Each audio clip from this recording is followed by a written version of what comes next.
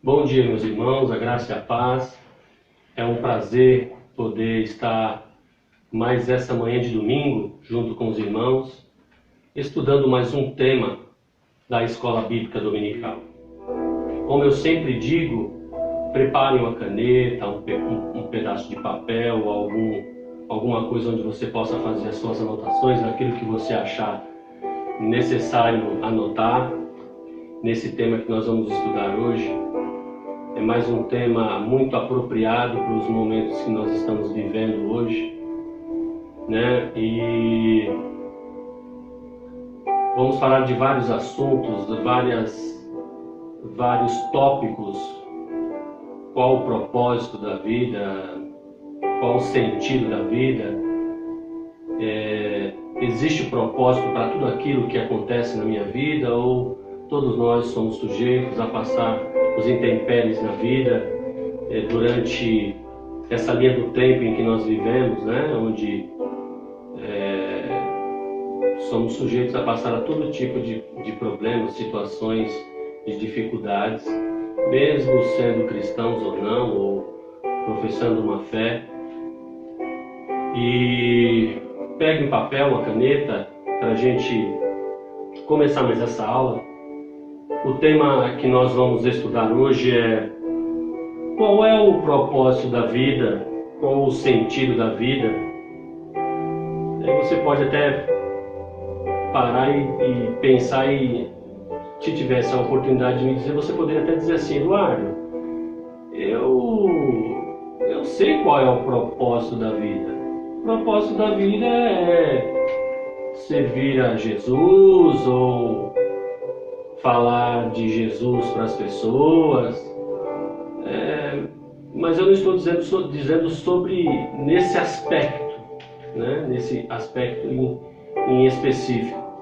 Você pode até saber e entender qual é o propósito da vida, mas você está preparado ou já passou por algum momento em sua vida em que a sua fé ou aquilo que você achava que poderia ser resolvido de uma hora para outra, mas você percebeu que quando as intempéries e as dificuldades da vida vieram, você não tinha estrutura, e você começou a perceber que você sabia do assunto, mas ainda não havia vivido esses momentos de surpresa,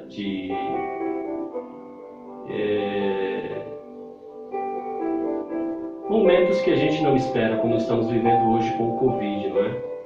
Nós não esperávamos estarmos passando por um momento que nós estamos passando. Muitas pessoas, de fato, estão em desespero, empresas fechando, autônomos sem ter como levar o pão para sua casa, pessoas perdendo entes queridos em suas famílias. Então é um momento atípico onde nós estamos vivendo nessa linha, na linha da nossa história, nessa linha do tempo, e é sobre isso que nós vamos falar. Qual é o propósito? Qual tem sido o propósito de minha vida? Eu tenho entendido de fato qual é o propósito da vida, ou eu tão somente tenho ouvido falar sobre esses propósitos? Então, como eu disse, o tema que nós vamos estudar é: qual é o sentido da vida?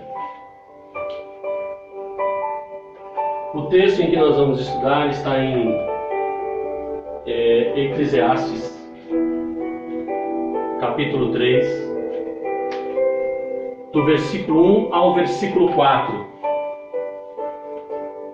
O texto nos diz assim: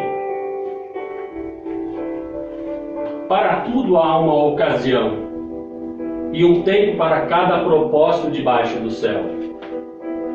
Tempo de nascer e tempo de morrer, tempo de plantar e tempo de arrancar o que se plantou, tempo de matar e tempo de curar, tempo de derrubar e tempo de construir, tempo de chorar e tempo de rir, tempo de prantear e tempo de dançar. O que eu acho interessante é que o autor provavelmente tenha sido Salomão, ele escreve aqui no capítulo 4: há tempo de chorar e tempo de rir. E ele diferencia o tempo de chorar com o de prantear, e o tempo de rir com o tempo de dançar. Existem agonias e tristezas nas nossas vidas que às vezes nos traz momentos de reflexão e de choro ali momentâneo, mas existem momentos nas nossas vidas onde existe o pranto, né, e o choro desesperado. O que o autor está dizendo é que existe uma linha do tempo debaixo dos céus, a qual todos nós estamos presos a ela em nossa existência. Momentos que vamos ter que vivenciar e não há como evitar, a não ser por uma intervenção divina ou um milagre. Existe uma linha do tempo ao qual nós estamos vivendo debaixo dos céus, porque para Deus não existe linha do tempo. Para Deus o passado, o presente e o futuro é uma coisa só. Existe uma linha do tempo debaixo dos céus, a qual todos nós estamos presos a ela em nossa existência. Momentos que vamos ter de vivenciar e não há como se evitar, a não ser por uma intervenção divina, um milagre. Como disse na passagem de Eclesiastes capítulo 3, o autor fala sobre nascer e morrer, prantear e arrancar, plantar e arrancar, matar e curar. No mesmo momento em que existem pessoas nascendo, existem pessoas morrendo. No mesmo tempo que estamos semeando a terra, existe um momento de colher o que foi semeado. Enquanto existem pessoas maquinando o mal para tirar a vida de alguém, existem aquelas pessoas que estão curando, né? Hoje existem pessoas, como a minha esposa mesmo, na área da saúde, que estão lutando e ajudando, né, na linha de frente, como médicos, enfermeiros, auxiliares, e as pessoas que trabalham na área da limpeza também, constantemente tentando ajudar as pessoas a ter uma nova oportunidade de vida. Há tempo de derrubar e construir, há tempo de rir, chorar e de rir, prantear e dançar. Mas o que nós não podemos ignorar? Que mesmo em meio a essa linha do tempo que é natural, que nós vemos a passar por algumas situações, nós não podemos ignorar que durante essa nossa linha do tempo existencial, teremos um adversário com suas intenções que poderão ou não mudar o curso da nossa história. E o nome dele é Satanás. Ele pode mudar ou não o curso das nossas vidas, se nós permitirmos que ele venha a fazer isso, né? Ele não tem total acesso às nossas vidas. É preciso uma pequena fagulha para que ele venha fazer uma chama. Olha que interessante o que o apóstolo Paulo diz com relação à astúcia dele. Em 2 Coríntios capítulo 2, versículo 11, olha o que Paulo diz: a fim de que Satanás não tivesse vantagem sobre nós, pois não ignoramos as suas intenções. Paulo deixa claro que as intenções de Satanás, elas são reais, e se nós não vigiarmos, não tomarmos cuidado, eu sempre digo para os meus alunos da Escola Bíblica Dominical que nem tudo que acontece em nossas vidas é o diabo ou é Satanás. Não existem situações que é o próprio ser humano, nós mesmos escolhemos caminhos errados, tomamos decisões erradas e sofremos as consequências com relação a isso. E o que fazer com relação a ele? Com relação a Satanás? Como eu já havia dito, nós precisamos estar atentos para discernir quais são as intenções dele, de Satanás. Como é que ele chega, quais as suas estratégias e também os seus limitantes, porque ele tem os seus limitantes, né? Ele, como eu já disse, ele não tem total acesso, né, às nossas vidas, a menos que nós permitamos que ele venha fazer isso. Ele não chega com direitos de propriedade. Se tivermos o coração marcado pelo Evangelho de Cristo e andarmos com fé em Jesus Cristo, veja o que ele nos promete. Olha o que Jesus disse em Lucas capítulo 10, versículo 19. Eu lhes dei autoridade para pisarem sobre cobras e escorpiões e sobre todo o poder do inimigo. Nada lhes fará dano. Ou seja, existe uma proteção. Isso é, se nós estivermos em Cristo. E quando eu digo estarmos em Cristo, e eu vou repetir isso durante a aula, que quando eu digo estar em Cristo, eu não estou dizendo estar em uma denominação religiosa, mas a minha vida regrada e condicionada às vontades do meu Senhor. Aonde quer que eu vá, eu venha ser luz, ser sal, para temperar a vida das pessoas. Preste bem atenção nesse vídeo. Imagine que esse gato é Satanás. Lá na frente tem uma pomba. Ele dá o bote.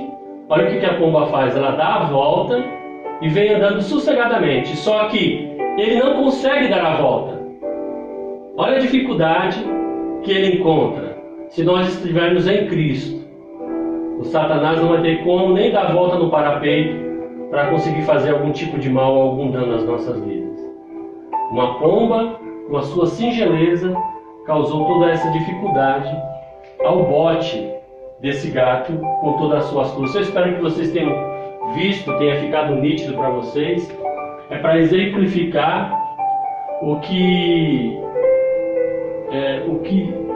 a nossa proteção e a nossa percepção às astutas ciladas que podem surgir durante essa nossa caminhada nessa linha do tempo que nós estamos vivendo aqui, durante a nossa existência. Ok? E aí, na sequência do texto de Lucas capítulo 10, nós lemos o versículo 19, e agora o versículo 20. Olha só que interessante. Ao mesmo tempo que Jesus diz aos seus discípulos que eles têm toda a autoridade, Jesus teve o cuidado de dizer para eles: olha, tomem cuidado com as suas vaidades, com isso que foi concedido a vocês, esse poder, para que vocês não deixem que subam para a cabeça de vocês e vocês venham a se perder durante o caminho. Olha o que Jesus diz: contudo, alegrem-se não porque os espíritos se submetem a vocês, mas porque seus nomes estão escritos nos céus. Ou seja, o que Jesus está dizendo? É muito bom, não é? Ter autoridade sobre esses espíritos, mas tudo isso vai passar. A alegria que deve estar contida em nossos corações, flamejante, é o que nós vamos experimentar depois das nossas vidas, depois do nosso viver aqui nesse mundo onde existem injustiças, males, guerras. Quando nós estivermos naquele lugar ao qual Jesus nos prometeu, nós vamos experimentar um gozo que nunca poderíamos imaginar. Como a Bíblia diz que aquilo que o olho não viu, o ouvido não ouviu e não chegou ao coração do homem, é o que Deus tem preparado para aqueles que o amam.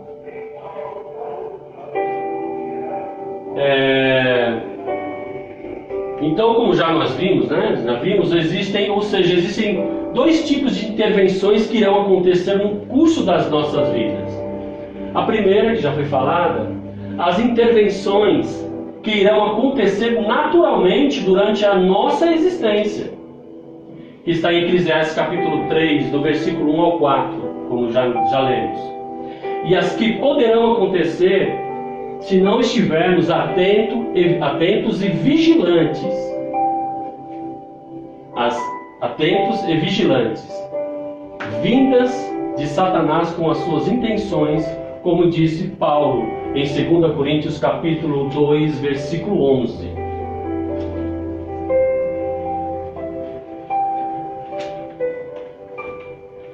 Então como disse na introdução da aula, essas são algumas das muitas reações de que hoje, nesse exato momento, existem pessoas dizendo, pensando, com tudo aquilo que tem sofrido com a doença do Covid, as suas empresas fechando, os seus sonhos sendo parados. O que vou fazer da minha vida se os meus sonhos forem parados? O que vai ser de mim? Qual é o propósito em tudo isso? A vida parece não ter sentido. Tanto dinheiro investido e perdi tudo. Aí sobra alguns questionamentos para os pastores terem que responder, não é? Vou perguntar ao meu pastor qual é o propósito disso. Está acontecendo comigo. Tem que haver um propósito para isso estar acontecendo.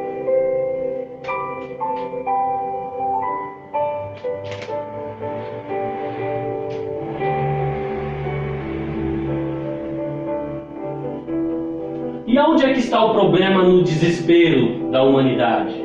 Ou no desespero em algumas denominações, alguns líderes mal intencionados, ou alguns que, por falta de conhecimento, acabam usando várias vezes ou introjetando isso nas pessoas, nos membros das suas igrejas. E onde é que está o problema?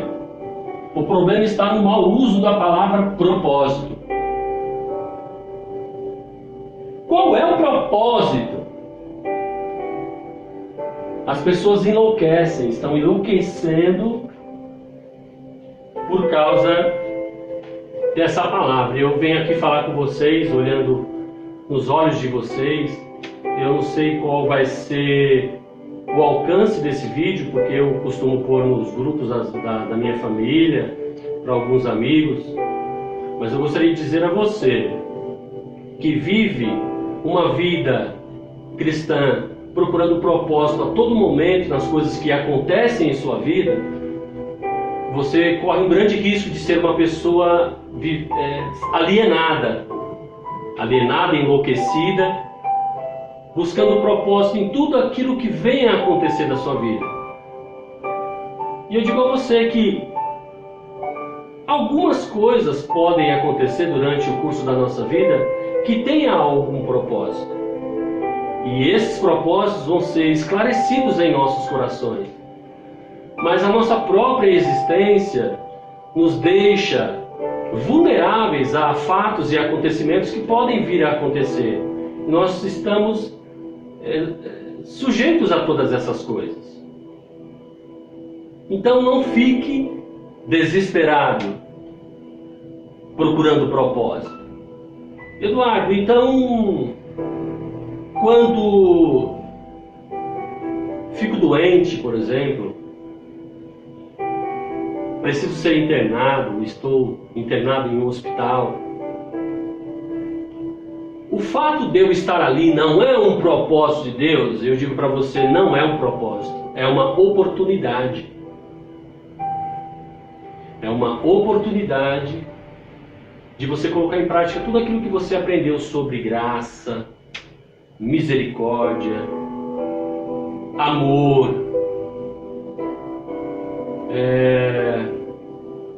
tudo aquilo de bom que o Evangelho proporcionou à sua vida, tudo aquilo de bom que Cristo proporcionou a você. Essa é uma oportunidade de você levar uma palavra, conversar com alguém que está desesperado, por exemplo, por uma perda de um ente querido. E eu não estou aqui falando de uma oportunidade de tentar cristificar alguém, evangelizar alguém. Eu estou falando de uma oportunidade de sermos sal e luz em lugares que, devido às situações, estão em trevas. Trevas da perda de um ente querido, na escuridão de não se saber o que fazer diante de uma enfermidade que aos olhos dos homens não tem cura. Então isso não é um propósito, isso é uma oportunidade. Tome cuidado. Existem propósitos na vida, nas nossas vidas, e existem oportunidades que são nos concedidas na nossa existência, repito, onde quer que nós estejamos, onde nós entrarmos, de onde nós saímos, de sermos luz, né? E é isso. Tome cuidado, tome cuidado. Eu tenho ouvido muito essa frase, essa palavra propósito em músicas evangélicas, em pregações. As pessoas, qual é meu propósito? Senhor, tem que haver um propósito. Bem-vindo à raça humana, bem-vindo a essa nossa existência. As coisas ruins acontecerão, ok? Vamos em frente.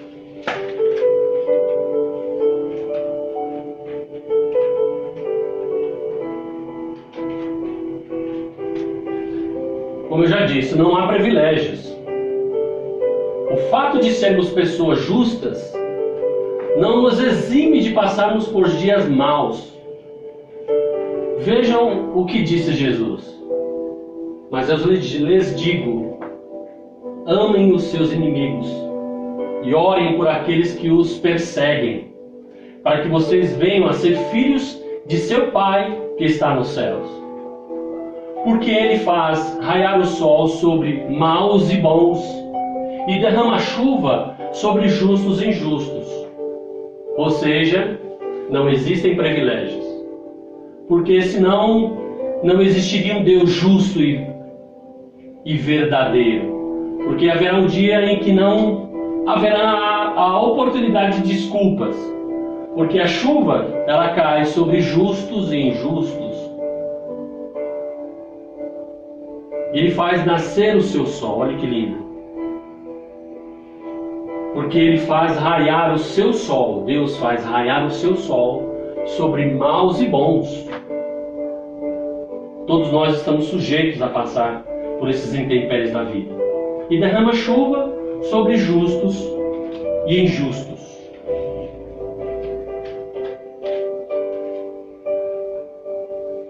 Aí, eu coloquei essa palavra porque hoje em dia, em algumas pregações, que eu não preciso entrar em detalhes de algumas denominações, é preciso que há uma vantagem, né? Então eu coloquei, então qual é a vantagem?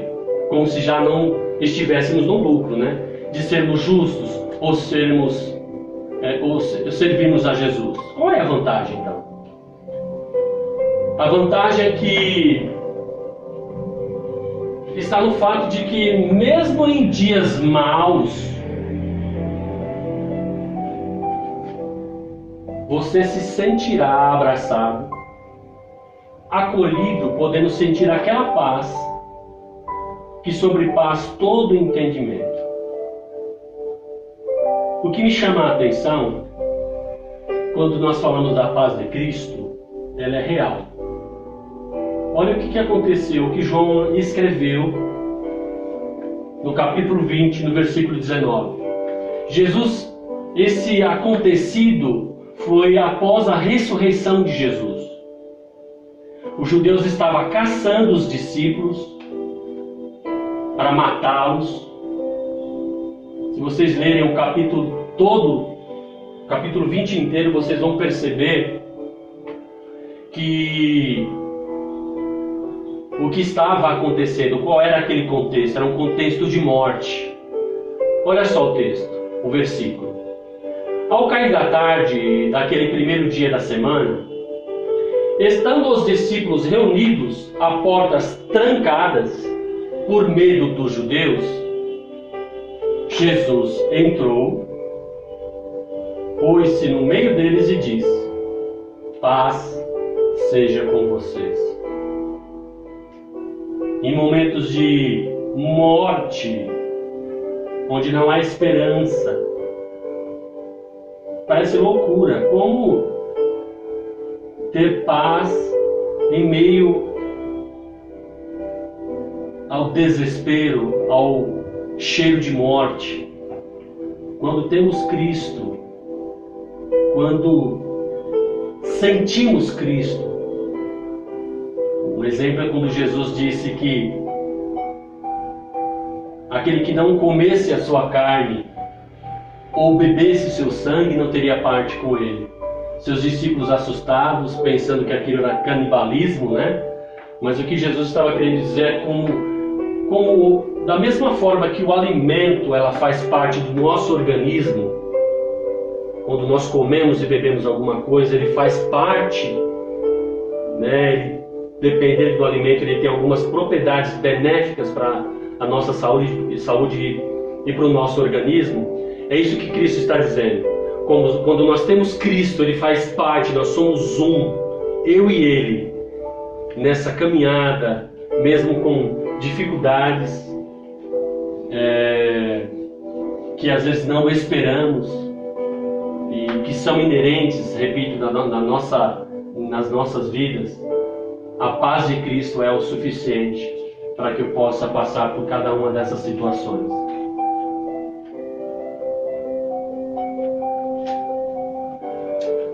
Então, dito tudo isso, o que não deve orientar o sentido das nossas vidas?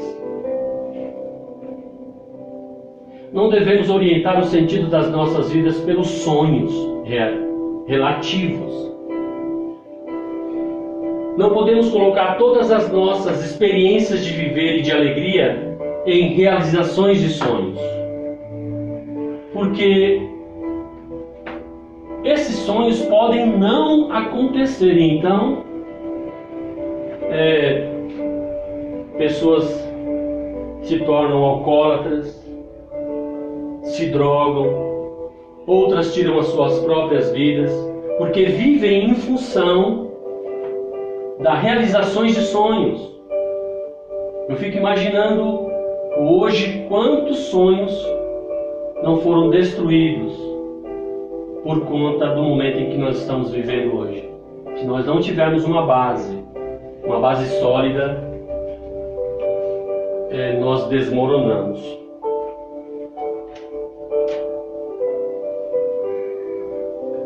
Então nós nos lembramos o que diz as Escrituras em Provérbios capítulo 14, do versículo 12 e 13, que há caminhos que parecem certos ao homem, mas no final conduz à morte. Mesmo no riso, o coração pode sofrer, ele pode estar rindo, mas por dentro está dilacerado, e a alegria pode terminar em tristeza. Existem alguns sonhos que até podem vir a se tornar realidade, mas existem pessoas que não conseguem administrar bem esses sonhos quando se realizam, para a desgraça delas mesmas. Elas se tornaram um dos piores seres humanos que possa imaginar. Ou ainda, com o tempo poderão perceber que mesmo com os sonhos realizados, seus sucessos profissionais realizados, não serão bastante para uma vida familiar realizada e feliz.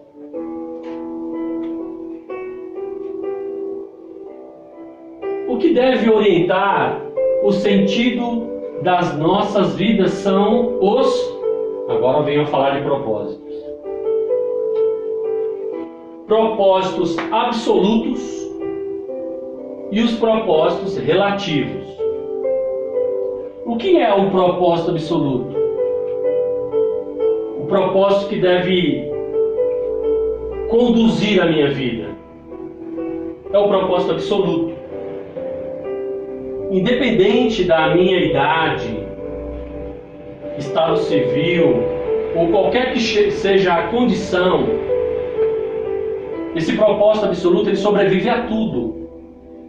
Esse propósito absoluto é o propósito da fé, do eterno. É querer ser como Jesus Cristo na sociedade onde vivo. O Evangelho nos cristifica em amor, verdade, justiça, bondade, graça e sinceridade.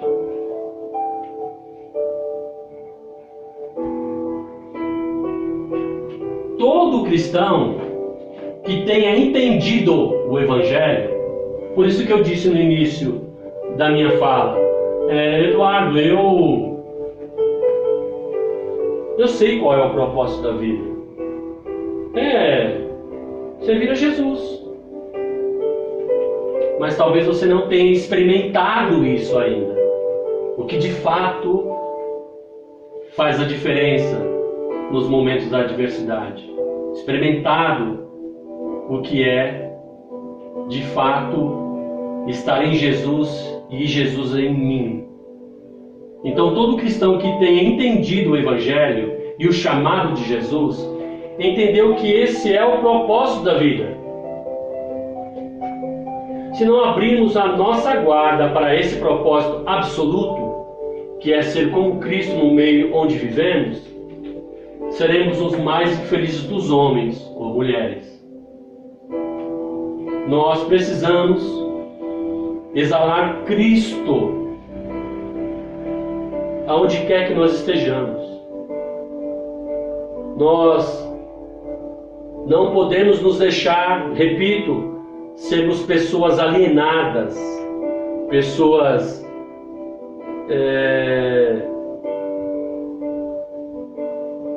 que não conseguem entrar e sair de um ambiente e causar uma boa impressão onde quer que ela vá. Ela não consegue fazer uma amizade com o seu vizinho ou com o seu amigo da faculdade sem que não haja uma segunda intenção de, repito, tentar cristificar essa pessoa. Eu sempre digo para os meus alunos, e eles são testemunha disso, que nós precisamos fazer amizades. Tão somente fazer amizades. Onde nós estivermos, fazer amizades. Sermos luz. Sermos sal, como a Bíblia diz, e luz. Lembrando que quantidade demais de sal em um alimento estraga a comida. Quantidade demasiada de luz faz mal para o ambiente, para a minha vista. Eu não consigo me identificar. Eu não consigo dialogar com essa pessoa que é sal demais ou luz demais. Seja você mesmo. Seja ser humano, seja gente, ame as pessoas. Esse é o propósito absoluto, é sermos como Cristo. O propósito relativo, os propósitos relativos são responsáveis pelas pequenas alegrias necessárias ao nosso existir, ao cotidiano, e as necessárias banalidades existenciais que a alma precisa. Necessidades do tipo, por exemplo, ir ao cinema, ir ao teatro, ir ouvir um cantor que canta bem, comer uma boa comida, ir ao rodízio e etc. Nós, seres humanos,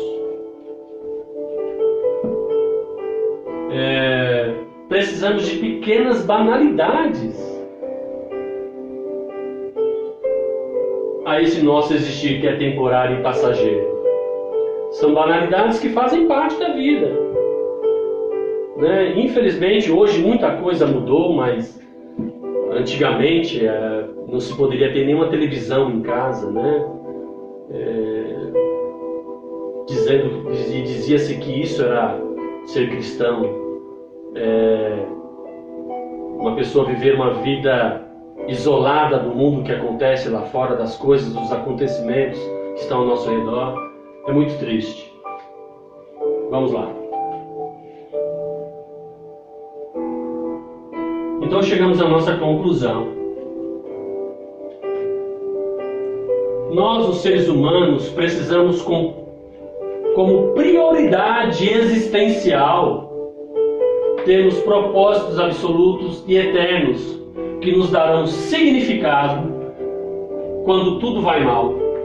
Então, não seremos pegos de surpresa quando os acontecimentos naturais da nossa existência vierem ao nosso encontro. Nós, os seres humanos, precisamos como prioridade existencial termos propósitos absolutos e eternos que nos darão significado quando tudo vai mal. Então, não seremos pegos de surpresa quando os acontecimentos naturais da nossa existência vierem ao nosso encontro. Então, com a nossa maturidade cristã, aprendida e vivida no Evangelho, ela nos fará dizer assim como o apóstolo Paulo disse. Olha que lindo.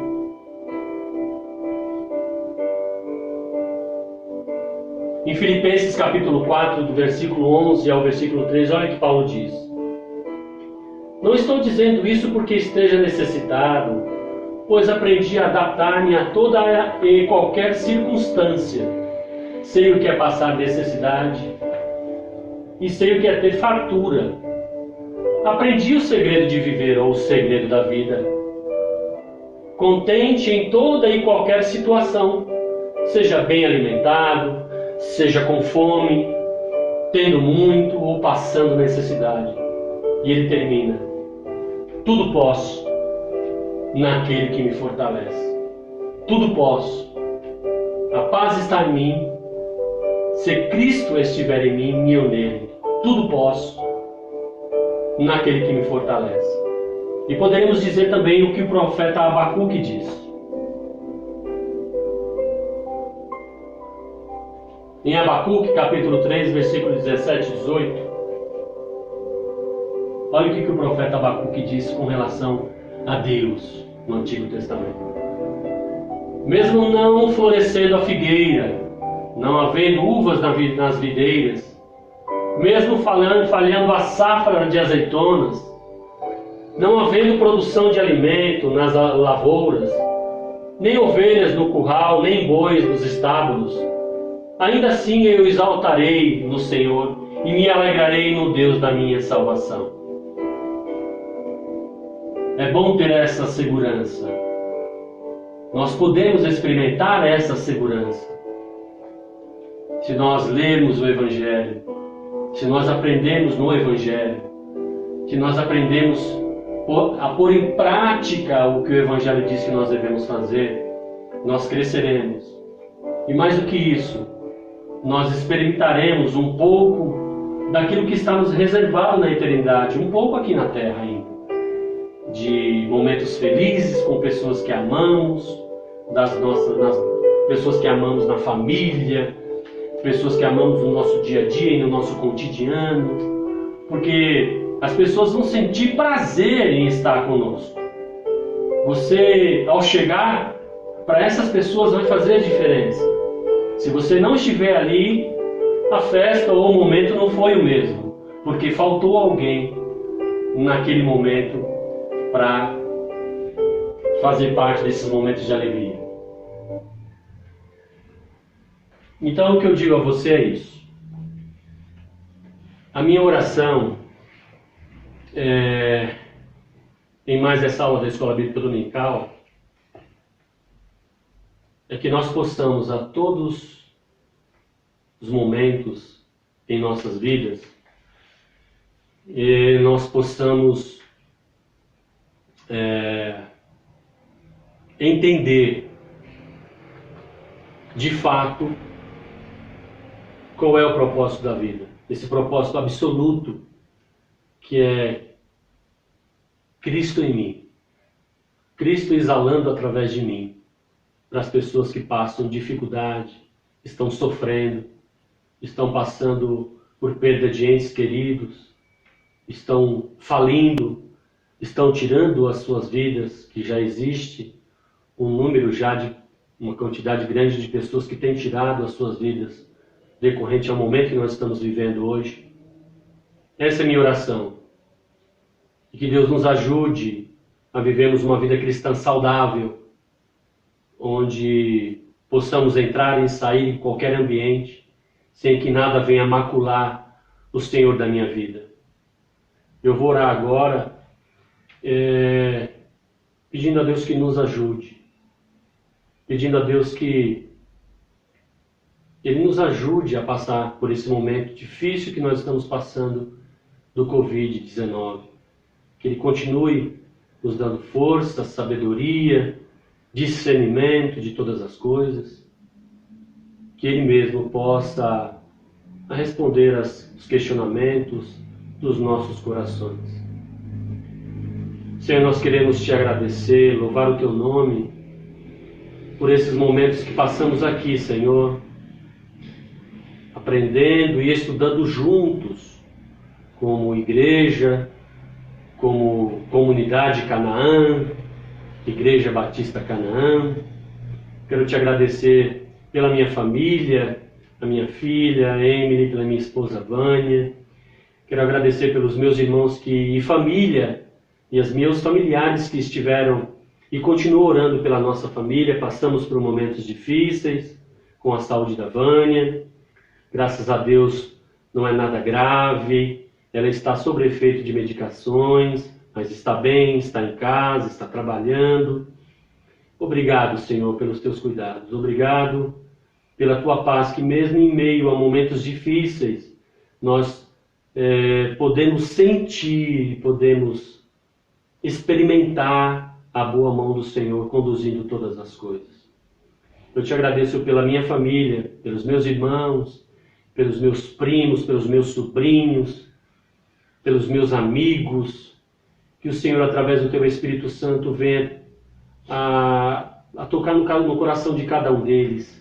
Que eles tenham palavras de consolo a pessoas próximas delas que estão passando por perdas de entes queridos ou que estão com familiares em hospitais, passando por momentos de enfermidade, sem saber o que poderá acontecer. Meu Deus, através do Teu Espírito Santo, como o Senhor já tem feito, como o Senhor já tem conduzido todas as coisas, nós Te agradecemos e sabemos que nada foge ao Seu conhecimento e ao Seu controle. E sabemos que em breve poderemos novamente nos encontrar no templo onde é separado na nossa igreja Batista Canaã, no local onde nós nos encontramos e nos reunimos para orar, para estudar a Tua palavra, para nos confraternizarmos, para sorrirmos, para chorarmos também com os que choram, para podermos receber em nossas casas os nossos amigos, irmãos, parentes, para que possamos nos abraçar novamente. Senhor, o Senhor sabe como somos necessitados, como o ser humano é necessitado de um abraço, de um cheiro, de um aconchego. Eu quero Te agradecer, Senhor,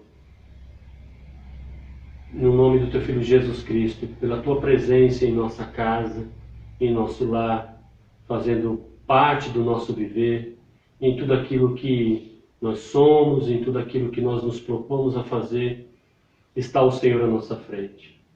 Que cada família tenha esse pensamento e essa fé, e esse entender que não existe um lugar onde o Senhor não possa estar. Não existe um lugar onde o Senhor não possa se fazer presente. É o que eu Te peço, Senhor, e já Te agradeço, em nome de Jesus. Amém. Deus abençoe, irmãos.